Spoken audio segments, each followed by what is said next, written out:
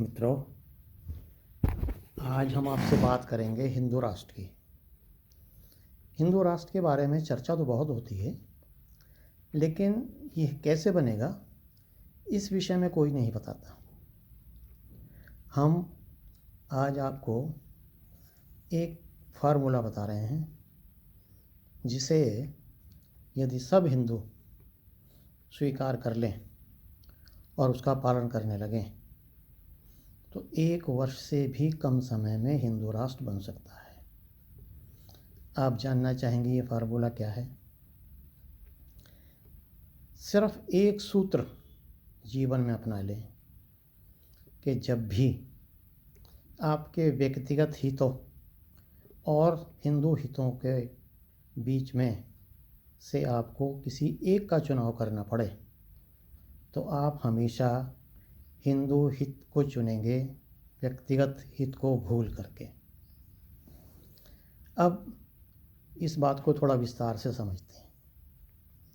मान लो आप एक जन सुविधा केंद्र चलाते हैं जिसमें आधार कार्ड बनवाने की नॉर्मल फ़ीस है 100 रुपये, और आपके पास एक आदमी आता है जो अपना आधार कार्ड बनवाने के लिए आपको 2000 रुपये ऑफ़र कर देता है।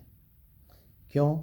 क्योंकि उसके पास कोई सपोर्टिंग डॉक्यूमेंट नहीं है और आपको तुरंत ही पता लग जाता है कि यह बांग्लादेशी है या कोई घुसपैठिया है। ऐसे में अगर आप 2000 रुपये के लालच में उसका आधार कार्ड बना देते हैं तो फिर हिंदू राष्ट्र कभी नहीं बन सकेगा।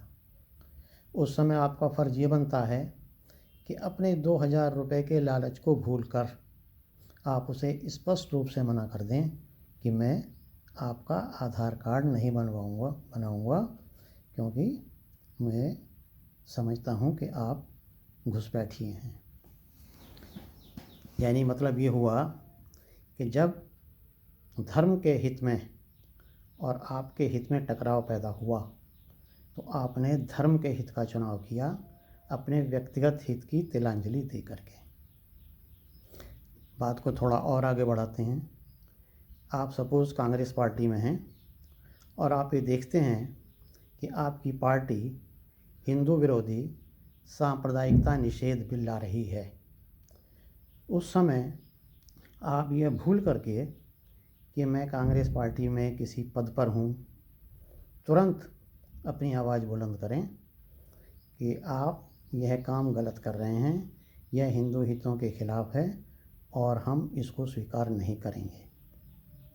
आप अगर समाजवादी पार्टी में हैं और आपके नेता मुलायम सिंह जी कार सेवकों पर गोली चलवाते हैं तो आप हर प्रकार के संकोच को भुला करके तुरंत उनके इस कदम की भर्त्सना करिए और तुरंत उस पार्टी को तिलांजलि दे दीजिए। ज़िंदगी में हर कदम पर ऐसे मौके आते रहते हैं जब आपके धर्म के हित में और आपके व्यक्तिगत हितों में टकराव होता है।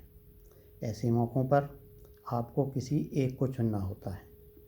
आप सपोज़ SHO हैं और आप देखते हैं कि किसी विधर्मी ने एक हिंदू भाई की ज़मीन पर कब्जा कर लिया है और वह विधर्मी आपको इस मामले में चुप रहने के लिए 1 लाख रुपए या 5 लाख रुपए देता है और आप उस विधर्मी से 5 लाख रुपए लेकर के अपने हिंदू भाई के हितों को अनदेखा करके उसकी ज़मीन पर उसको विधर्मी को कब्जा करने देते हैं, तो यह हिंदू हितों के खिलाफ़ है।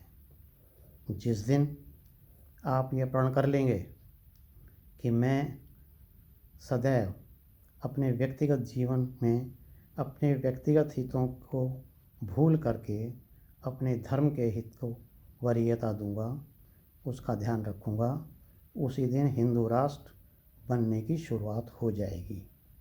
अगर हिंदुओं ने इतनी ही समझदारी 1920-21 के आसपास दिखाई होती, जब शुद्धि का आंदोलन प्रारंभ करने के लिए महात्मा गांधी स्वामी श्रद्धानंद को कांग्रेस से बाहर धकेल रहे थे, उस समय अगर कांग्रेस के हिंदू नेताओं ने खड़े होकर एक स्वर में महात्मा गांधी का विरोध कर दिया होता और महात्मा गांधी को बता दिया होता कि हम उनके खिलाफत आंदोलन के समर्थन के खिलाफ़ हैं, हम उनको इस मामले में कभी भी समर्थन नहीं देंगे, और गांधी जी को उन्होंने कांग्रेस से बाहर का रास्ता दिखा दिया होता, तो फिर शायद हमें ना विभाजन का दंश झेलना पड़ता और ना ही हिंदू समाज की वो दुर्दशा होती, उसको कष्ट उठाना पड़ता जो उसने 1947 में और उसके बाद उठाया है।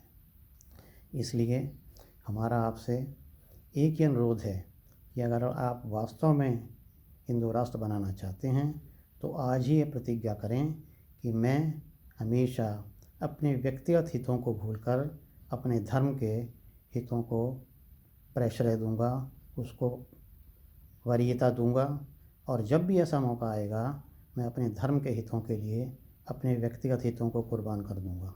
तभी हिंदू राष्ट्र बन पाएगा, वरना तो यह एक स्वप्न ही रह जाएगा। धन्यवाद।